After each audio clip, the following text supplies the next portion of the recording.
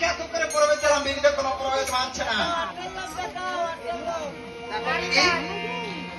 তুমি আমার জাহাজটা বরণ করে দাও, আমি বাড়িতে আসার সময় তোমার জন্য একটা জনি পেন শাড়ি এনে দেবো।